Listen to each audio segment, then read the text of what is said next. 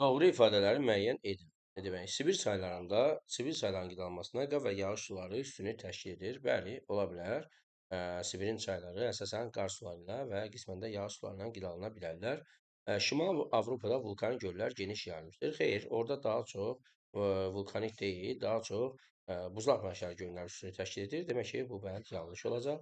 Tağ və Po çayları suvarmada istifadə olunmur. Əksinə, Cənubi Avropanın ən çox suvarmada istifadə olunan çayları Tağ və Po çaylarıdır. Demək ki, bu bənd də bizə yanlış cavab oldu. Dəclə və Fərat çayları öz başlarına Anadolu yazı, bəli, Türkiyə ərazisindən mənbəyini götürürlər. Bu doğru bənd olacaq.